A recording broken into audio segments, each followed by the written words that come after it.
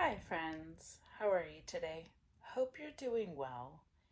But if you're not, I hope that I provide some encouragement for you today. This week, I want to cover depression and fibromyalgia and the implications of these two comorbidities and some creative ways that we can overcome our emotions when it comes to dealing with our fibromyalgia and the link between the two.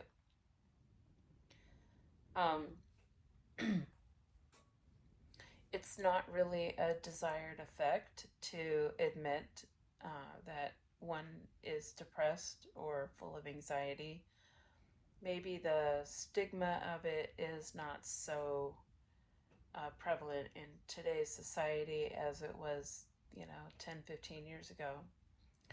But I am still of the mindset of the do it yourself girl.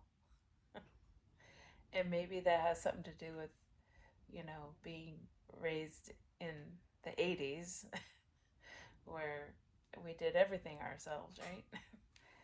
um, I'm not a fan of medication.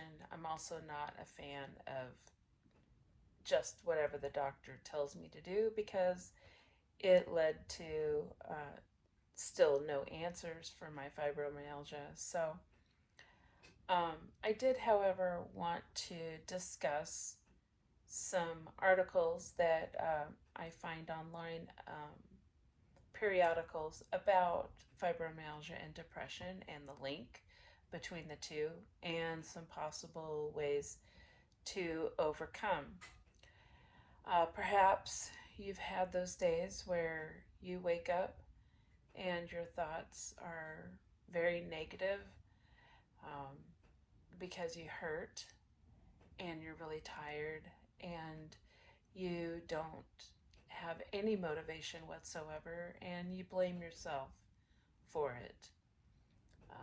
How long have you been dealing with that? Has that been something since childhood or your teenage years? Or is this something that came later in life for you, like after having kids, or just maybe um, after menopause, or maybe before?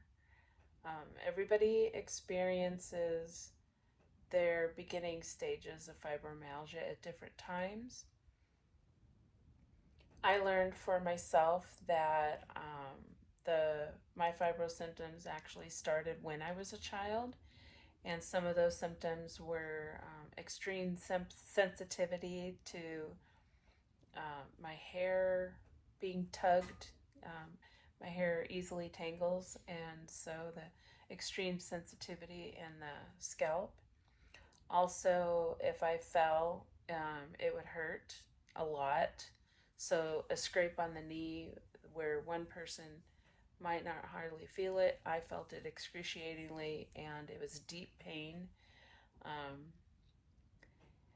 um, and having a hard time concentrating and focusing on getting my homework done on time, and the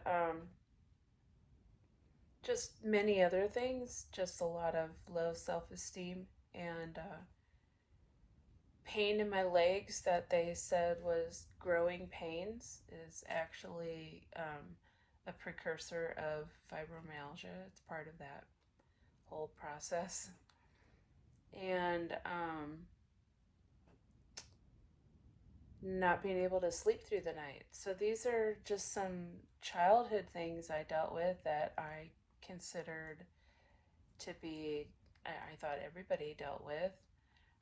Then hitting my teenage years, the lack of motivation and lack of organization and lack of energy to do stuff, um, and just feeling uncomfortable. Whenever I exercised, it was very uncomfortable for me. It wasn't super painful, but it was definitely uncomfortable, and I didn't seem to have energy and stamina like other people did. It wasn't until after having children, and I had three births, two C-sections and a regular delivery, um, that I started to feel worse and more pain and more fatigue and um, more disorganization. And I still blamed myself. I thought it was because I was lazy or unmotivated. Um, I also had trouble expressing my emotions, and I thought it was because I was slightly different than everybody else. And then I went through a period of time where I believed I was dealing with depression. So I definitely want to talk about these kinds of things because it's important to talk about the uncomfortable things that make us feel inadequate, to remind ourselves that we are adequate, or maybe more. um, that there is hope for fibromyalgia and we can find solutions. But let's talk about some of the studies that have been done on fibromyalgia and depression. I like to go to the National Library of Medicine website. I'm looking at my iPad as I talk to you. I'll put a screenshot up on this video of what I'm reading under the Public Med Central. They have a search bar, and so if you go to this website and search fibromyalgia and depression, there'll be a bunch of articles that come up, and I think they're useful and helpful to read. They're kind of they're written in scientific mode, so if it's difficult to understand, um, you could definitely just look up the phrases on Google, and there'll be a little more AI explanation of it.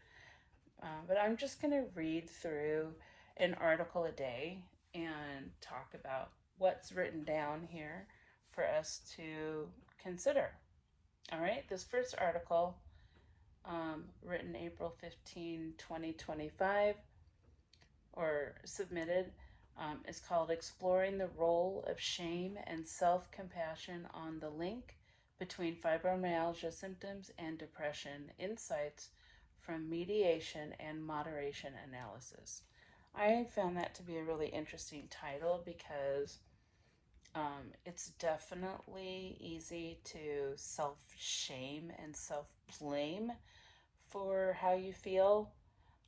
Fibromyalgia kind of takes away your life and makes you believe um, that you're being lazy or um, unmotivated or just not um, um, just not accomplishing the things that you wanted to accomplish. So um, that can lead to a lot of feelings of shame. And so they're also bringing in this aspect of self-compassion, and that would be the opposite of shame, right? Is giving yourself some uh, a break from the negative feelings and replacing it with something a little more compassionate towards your emotions. So let's talk about this. Uh, Here's the beginning. The intricacies of fibromyalgia depression link accentuate the need for further explore underlying psychosocial mechanisms. External shame resulting from fibromyalgia's nature and associated impairment may increase the risk for depression. We explored whether being supportive and compassionate towards one's perceived shortcomings would potentially weaken this association. This cross-sectional study comprised 138 women with fibromyalgia. Participants were recruited via patient associations and invited to complete an online survey. Descriptive correlational mediation and moderation analysis were performed to test the driving hypothesis. Both mediation and moderation analysis accounted for approximately 40% of the variance in depressive symptoms. Fibromyalgia severity was directly and indirectly through external shame associated with depressive symptoms. The shame depressive symptoms link was weaker in participants with greater self compassion skills. Findings point to the importance of shame and self compassion and the need to address them in research and clinical contexts. So basically, this study was based on patient input. Now,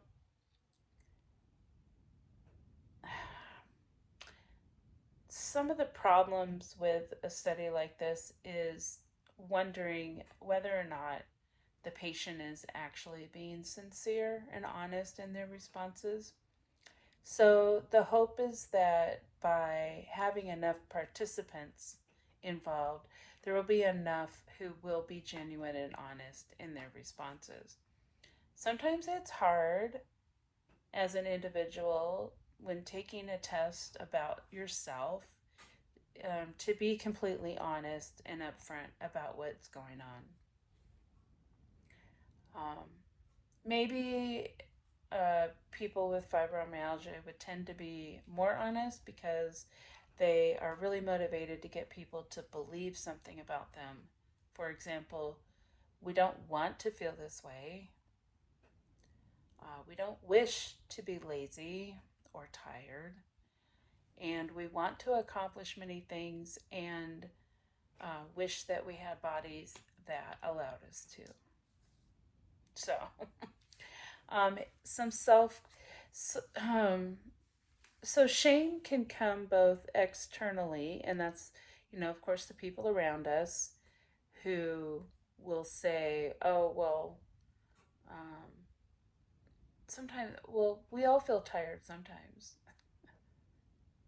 Okay, sometimes after you do a lot of stuff and accomplish a lot of things, and you're at the end of the day and you feel exhausted because you did stuff.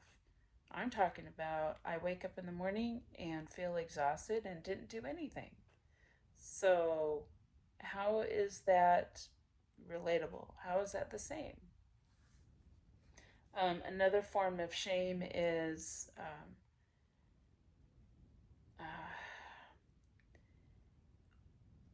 facial expressions of other people or the body language of other people. Maybe they're not saying it up front, but it's easy to make for us to make the assumption that people are displeased with us if we don't get things done because we feel displeased about ourselves when we don't get things done. Um, it might not always be the case, but it could be that we perceive the negativity because we feel it within ourselves. And a lot of times, what we're feeling inside, we reflect to others or project to others, and believe others are thinking the same things about ourselves that we do. It's not exactly fair to assume that people think less of us just because we feel less about ourselves, or think less of ourselves. There we go. So, I think the implication here is that self compassion can help us to overcome these feelings of loathing, and there's probably merit to that. So, I'm going to read the rest of this article and see what they come up with. Fibromyalgia is a chronic and multi-determined condition that affects around 1.8% of the general adult population worldwide and greatly impacts individual and social functioning. Characterized by a set of symptoms such as widespread pain, fatigue, sleep impairment, and cognitive dysfunction, fibromyalgia is a challenging condition for both patients and clinicians. So, of course, it's describing fibromyalgia. We all know how that feels like. It's interesting that it states that this is challenging both for the patient with fibromyalgia as well as the clinician or the doctor trying to treat patients. And I could definitely see how this is. You go into the doctor, they prescribe you something to take, it doesn't work. You go back to the doctor, you take a bunch of tests, nothing is coming out health wise to determine what is causing this pain and fatigue and multi symptoms. The doctor gives you another medication. You go home, you try it, it doesn't work. You change your diet, it doesn't work. You do this, it doesn't work. You do that, it doesn't work. So it's a frustrating process.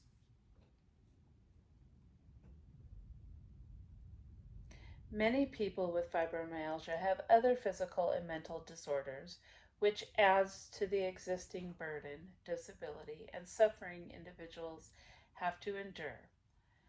Depression is the most prevalent psychiatric comorbidity in fibromyalgia, with the pooled point prevalence estimates between 25 and 45%, and a mean pooled lifetime prevalence of 65%.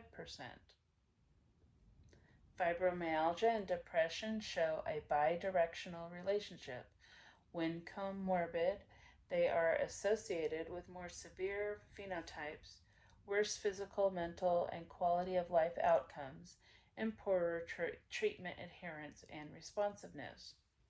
The pathways contributing to the association between fibromyalgia and depression are multiple and complex, spanning from shared genetic influences and biobehavioral mechanisms to dysfunctional cognitive affective processes. Okay, that was a mouthful, wasn't it?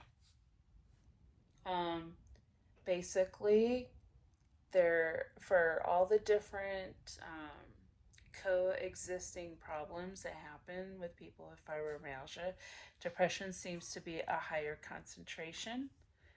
25 to 45% of patients with fibromyalgia also struggle with depression. Um, I do I do understand that I am one of them.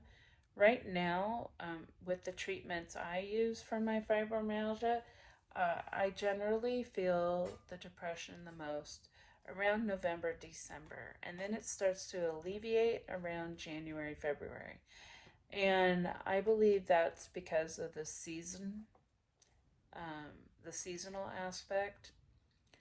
So, sometimes taking extra vitamin D helps out a lot with that.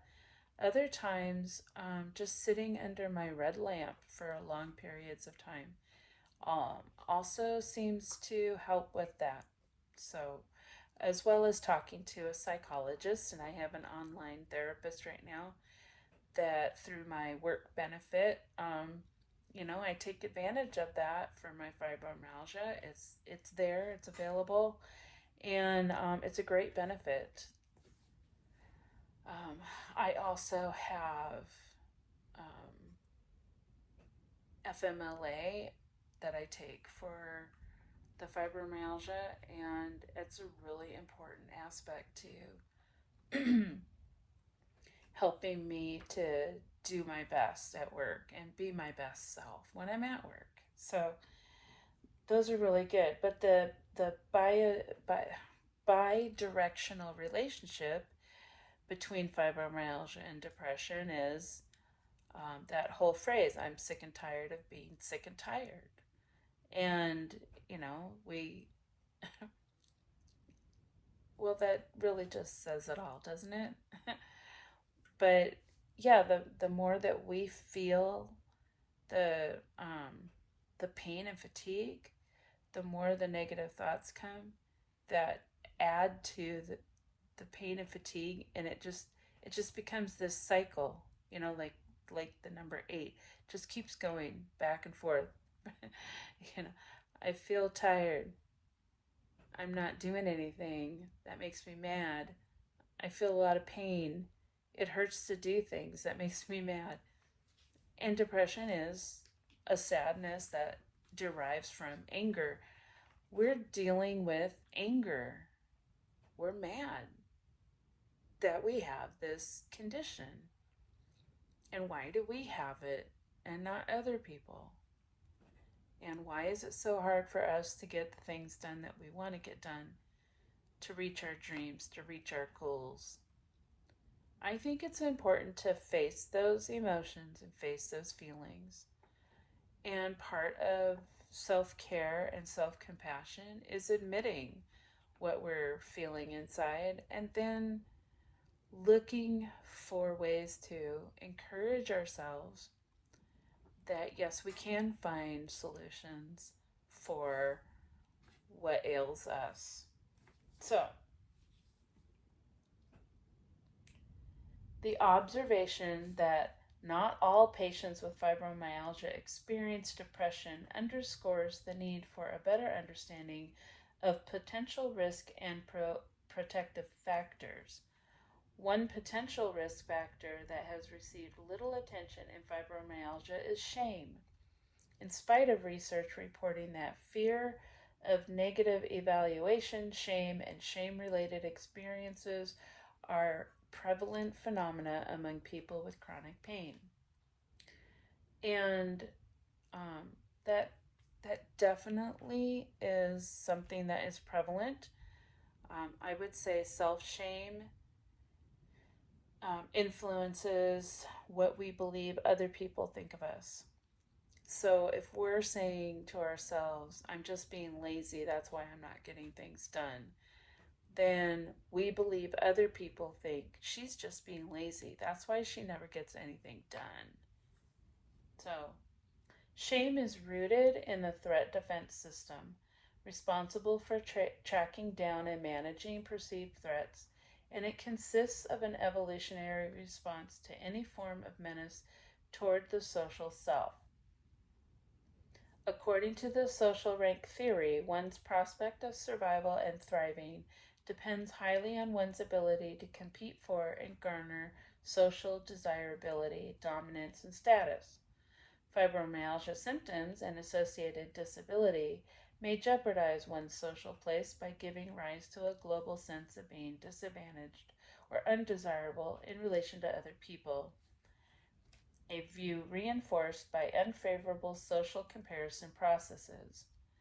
Fibromyalgia symptoms are, for many patients, pervasive, distressing, and the source of marked functional impairment, disrupting daily living activities, thwarting value based goals, and fueling a sense of inadequacy, burdensomeness, shame, and guilt. So, that's a lot of information that describes a lot of what we are feeling, isn't it? That we have this perception of ourselves that we believe others have about us. And society as a whole is a highly competitive environment. And when we are not succeeding in that competitive environment, then we start to lose the confidence that that we're even desirable or wanted. So, what is this innate desire to be wanted? Well, I guess it's the relationship that we want to have with other people, to be loved, to be cared about, to be valued, to be desired. That people would want us in their lives as much as we want them in our lives, and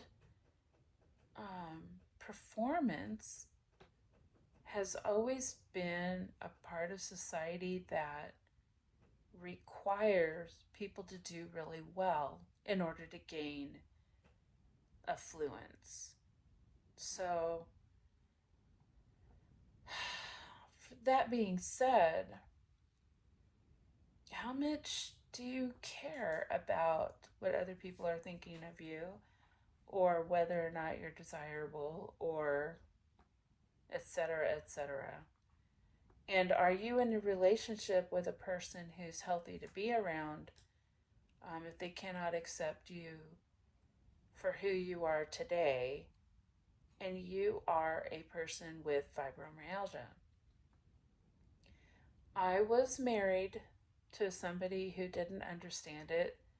I didn't understand it.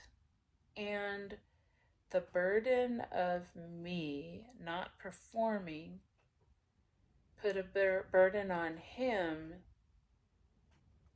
to do more in order to provide. And he really needed someone who was a team player, and I wasn't really doing my part of the team. And doing my part is important to a person who's doing their part. Um, that relationship did end, and it was really hard to get through that. Um, that really put my depression into full on mode. Rejection is really hard to go through, and I had to learn to be my own self advocate. And I think that's what this article is talking about. The self compassion aspect, or the self advocate, is going to say, I have these needs and I need to meet them. And if I don't have another person in my life to help me with that, then I need to remind myself that I'm worth the time that I put in to take care of me. Now, it kind of feels a little on the selfish side, but the things that help me to take care of me help me also to be more available to other people. And one of the first things I worked really hard on is self acceptance. Um, Now, I have strong faith, and I know that it will um, be objectable to a lot of people in this world, but I read the Bible and I believe in the Bible, and my faith is based on what I have learned in the Bible. And for me, that's self care. For you, self compassion and self care might be something different, than what I do. What helps me is to know that my maker loves me and cares about me. And even though I am suffering with this fibromyalgia, he made me weak, and that's okay. He made me inadequate, so I can trust him to be my adequate. Trust him to be my strength when I'm weak. And I actually find a lot of peace with that. That it's not up to me to make sure that everything gets done. What's up to me is to make sure I can do what I can do. And I have learned the things that I can do. I have learned my limitations, and I'm okay with the limitations. And I will keep trudging forward until I can overcome some of the limitations with God's help. And that's how that works. And for some reason, that makes me feel a lot better. I got somebody on my side, and he's never abandoned me. Now, does that mean my life is perfect? No. Um, I am remarried to someone who does understand the limitations of a disability and still loves me. And it's interesting how my life has changed since I've gone with the carnivore diet. But his health has been getting worse, and I am the one who's working harder to make up for that. So I can sort of understand what my previous spouse went through as he was working harder to make ends meet because of my failing to be a part of that. Um, so I would just say there's nobody that's perfect in this world. And maybe the person that you're with doesn't understand what you're going through. Um, but that would be normal to not understand what you're going through. The reason my current spouse understands is because he also has a disability. But he likes to wear a button on his work vest that says the only disability. I forgot what it said.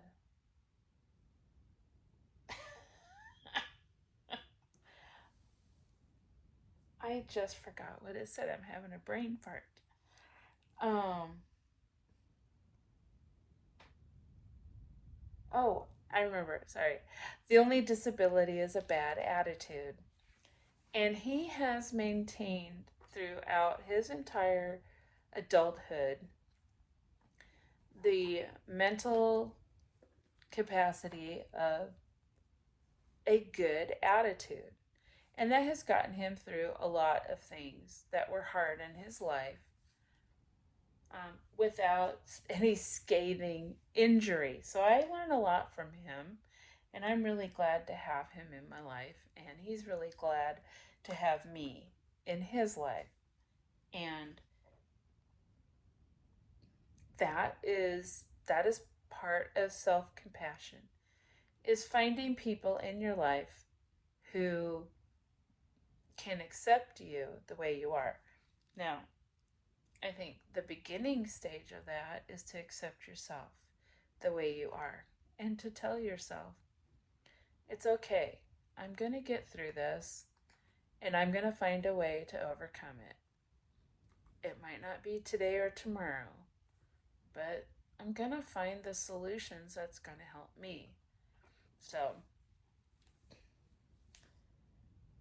um, the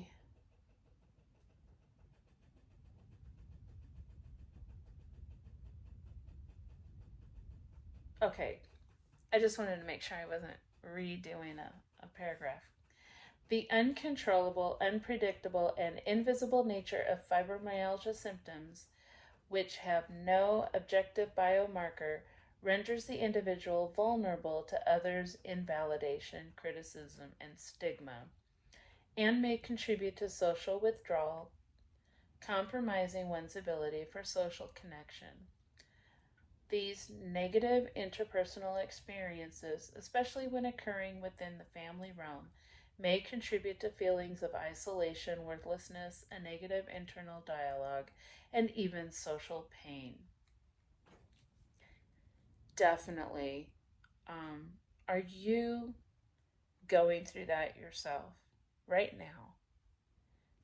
A, a social pain where you have self negative thoughts and you believe other people have those same self negative thoughts?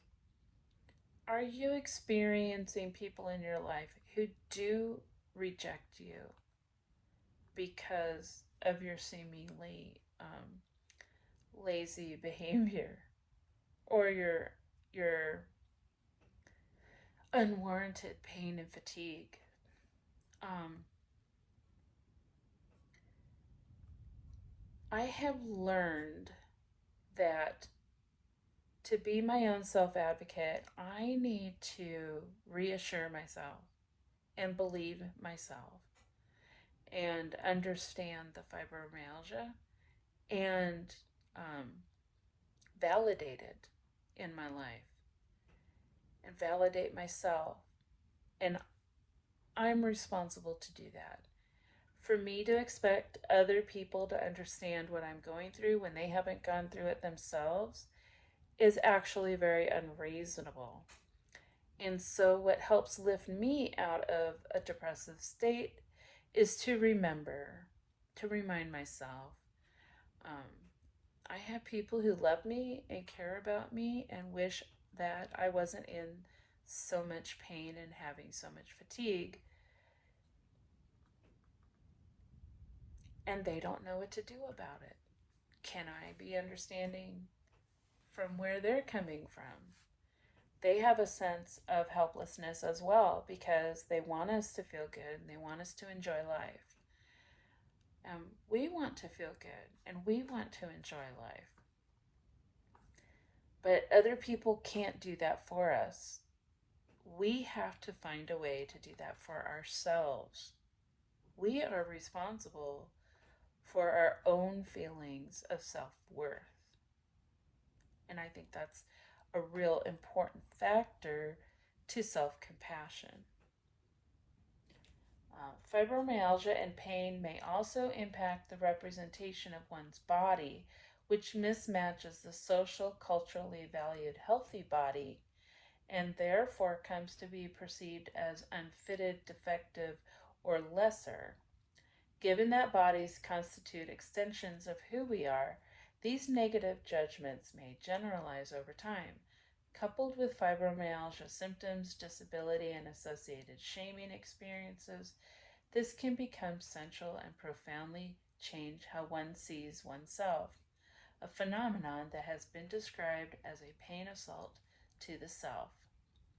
Shame and depression may emerge as responses to this perception of involuntary social devaluation and the ensuing fear of being attacked or rejected by others and of losing valued resources. So that paragraph definitely has been explaining a lot of our fears um, by not being relatable to other people socially within our social structure or social circle, whether it be the work environment or the home environment or the neighborhood or anywhere you go. Um,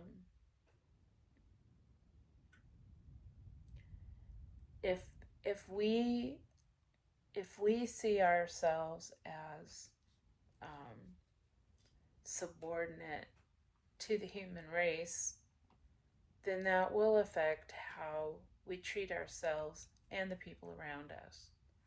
So um, we want we want to overcome these thoughts and feelings with productive thoughts and feelings, such as the I can do it eventually attitude, maybe some humor. Um, I like to use humor because uh, life is something that we could laugh at. If we're not laughing at life, then we're taking it more seriously than we need to. Maybe that's not the perfect answer, but laughter relieves a lot of the tension that I can feel about being inadequate. Um, I would say that fibromyalgia might be one area in my life that has kept me from being a highly productive individual in society. So, where do I rank in my graduating class of 1985?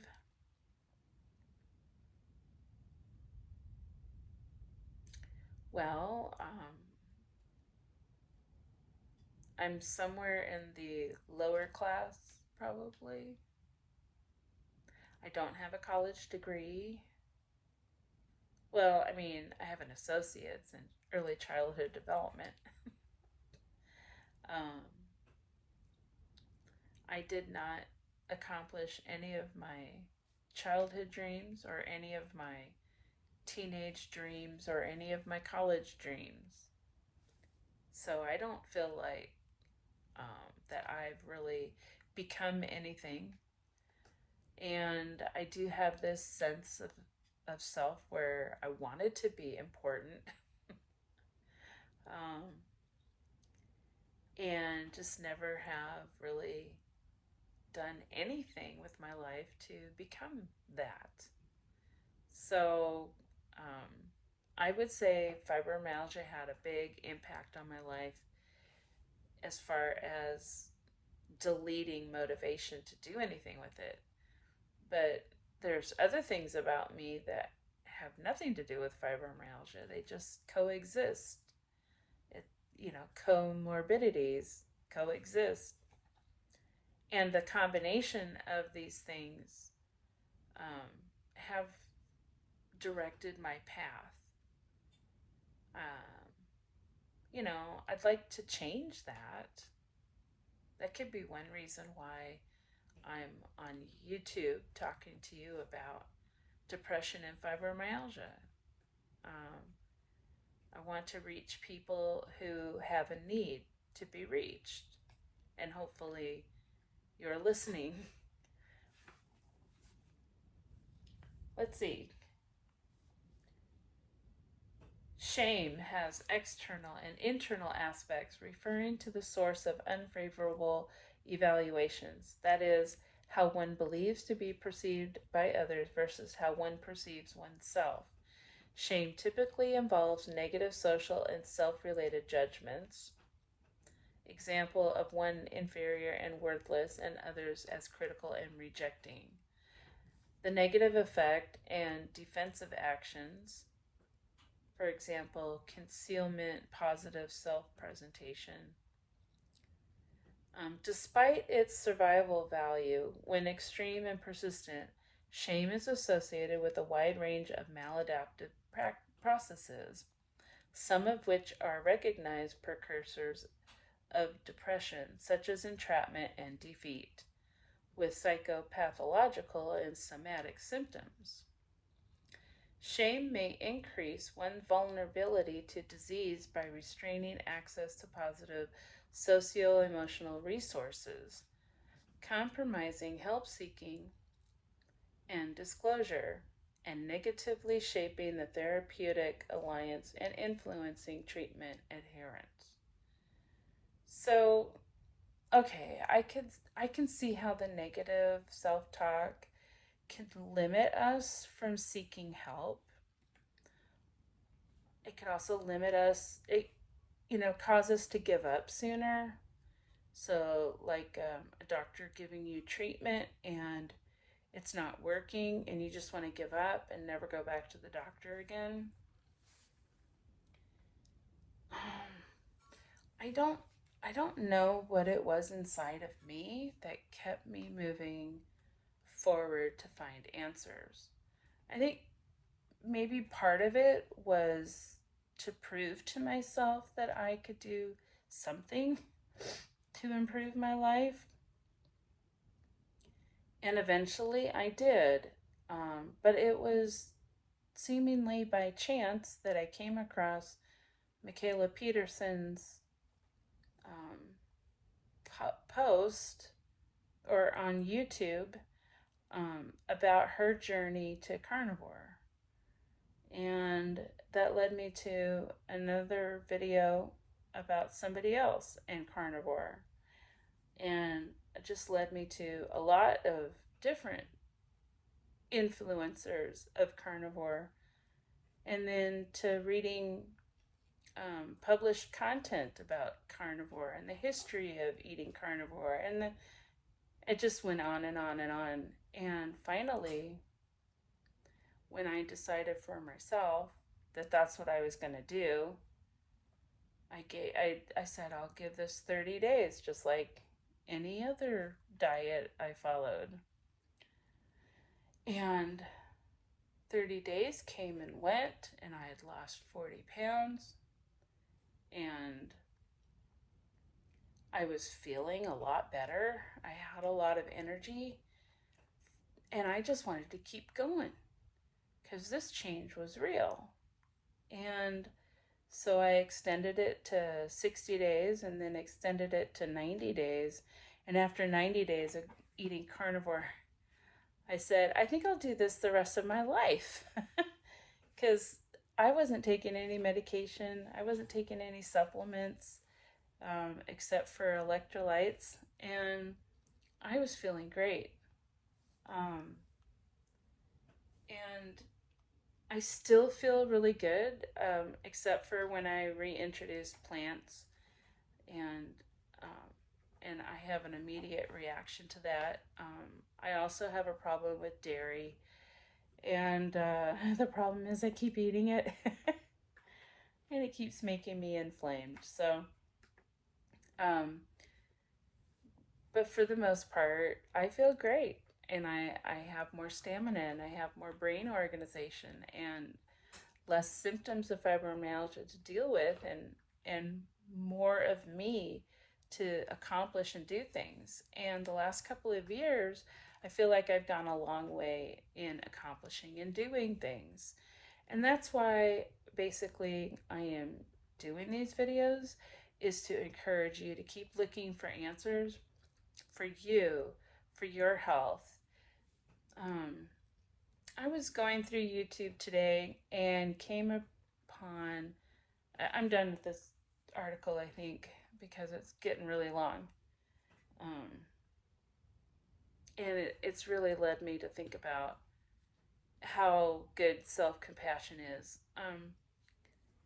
Uh, I've talked about Mindy Peltz. Dr. Mindy Peltz is um, a physician who believes in positive self care, um, fasting, eating right, exercising right for the menopausal woman. And she has fantastic advice. I don't follow all of it because I'm carnivore and she's not. But her advice is very sound. And today's video that I watched, she had made sometime last week or maybe longer. And it was talking about social influencers who are men engaged in disreputable behaviors and are losing their positions because of their past bad behavior. And she expressed her feelings of concern that as influencers on the internet, that she just wants to bring the best available information out there so that we can make the best decision for ourselves, for our health. So if you want to listen to some of her videos, visit her next. I mean, go to watch Cindy Peltz and listen to her talk about fasting for health. Um, it's it's really amazing to me how carnivore allows me to fast without feeling hungry. So I think as women with fibromyalgia, we definitely have an issue with sugar. Sugar causes us to crave to eat more and causes inflammation. And it's not like you're eating the spoonful of sugar, it's that you're eating the wheat or the corn or the rice. Um, you're eating fruit and vegetables, you're eating beans, you're eating nuts, you're consuming carbohydrates. And fibromyalgics, a lot of them have issues with processing sugar. So it's my recommendation that you get that up. It's also my recommendation that you look heavily into eating carnivore, and listen to Cindy Peltz and her fasting stories. It's very intriguing and very helpful information. I wish you well this week and hope to see you soon. Bye. Well, I'm on the winning side. Yes, I'm on the winning side.